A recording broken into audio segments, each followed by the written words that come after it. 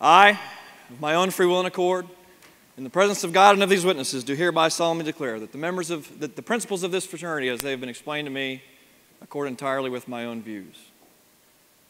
And so begins the Delta Upsilon oath of initiation, the thing that ties us together as brothers.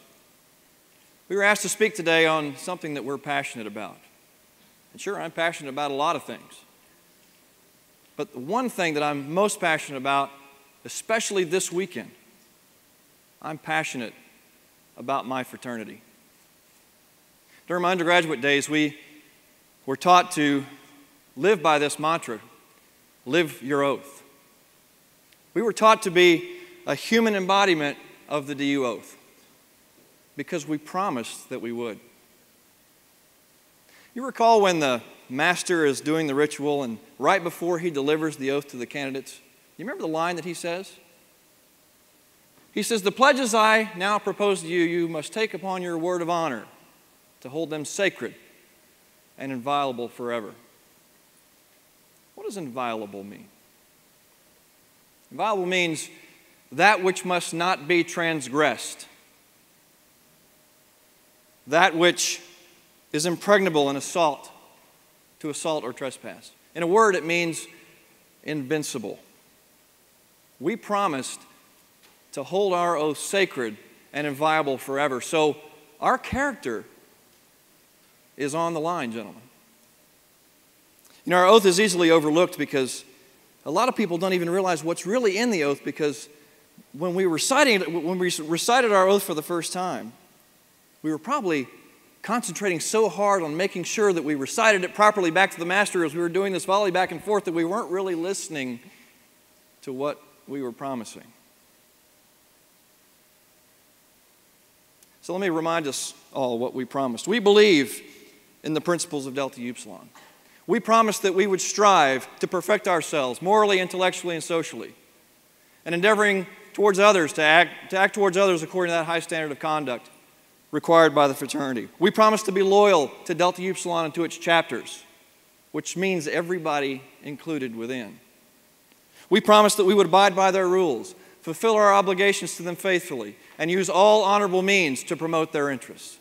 We promised that we would uphold and encourage our brothers in all that was honorable and right, and to ever extend to each brother a right hand of sympathy.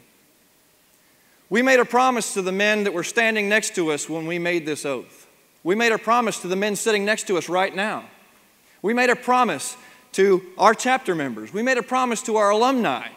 We made a promise to each other. You made a promise to me. I made a promise to you. We made a promise to him.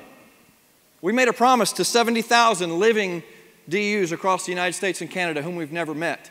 We made a promise to the 30 founders of 1834. We made a promise to 100,000 DUs that have passed away and gone on to chapter eternal. And get this, we made a promise to the yet unborn males who will someday follow us into Delta Upsilon after we are gone to chapter eternal. And we promised them to leave this fraternity better than we found it. It doesn't matter if we're alumni or undergraduates. The promise is the same. The words are the same. The oath is the same. We all put our DU pants on the same way. We are brothers. We are Delta Upsilon. We are the men's non-secret fraternity. We've got the best product out there. My fraternity, Delta Upsilon, is better than any other, hands down. Now, if there's anyone out there who's a member of another fraternity, please understand, I make no apology for what I just said. My fraternity is better than yours.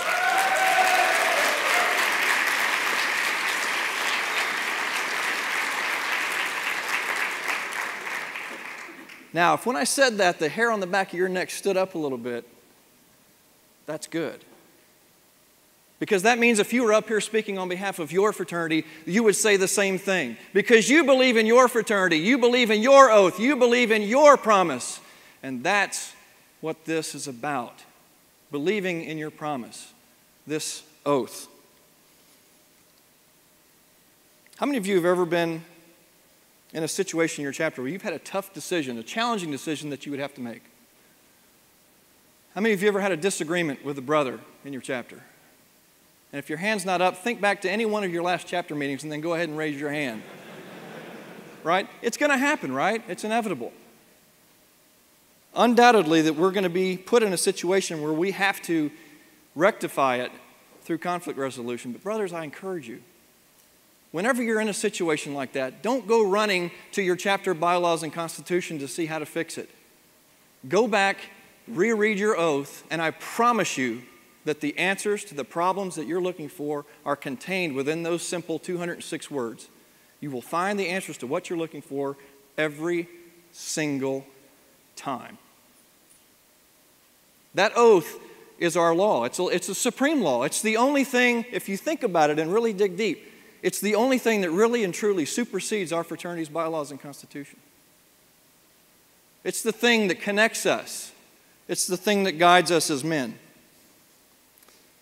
Those of you that know me well know that I can't possibly talk about Delta Upsilon without bringing up the name of the man that I think was the greatest DU that ever lived. In March of 1906, at a DU dinner in his honor, Charles Evans Hughes recited these words. He said, "Fortunate is the young man who either in family or college relations finds himself constrained by some worthy ideal that makes him feel he will be untrue to his former associations unless he measures up to the talents that have been given to him. Let nothing rob us of the spirit of fraternity. Let nothing destroy the bond of Delta Upsilon." Nothing. Over the last 20 years or so, I've tried to read anything I can get my hands on about Brother Hughes. So I know a lot about what Charles Evans Hughes, the public figure, was like. About 10 years ago, I was fortunate to spend an entire day with Charles Evans Hughes' grandson, who also happens to be a DU. And I got to ask him any question I wanted. So I know a lot about what Charles Evans Hughes, the individual, Charles Evans Hughes, the person, Charles Evans Hughes, the man, was like. So I can tell you when Charles Evans Hughes says, "Let nothing destroy the bond of Delta Upsilon," what he really means is nothing. Our oath also says that at all times and in all circumstances, we will endeavor to cultivate those sentiments which should ever exist between brothers. How many of you can honestly say that you have endeavored to cultivate those brotherly sentiments at all times and in all circumstances? We're all guilty, aren't we?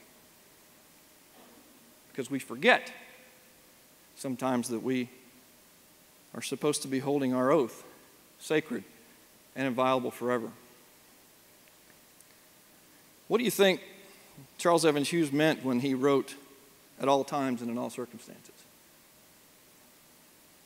He meant always. Did you get that? When I said, what do you think Charles Evans Hughes meant when he wrote that in our oath?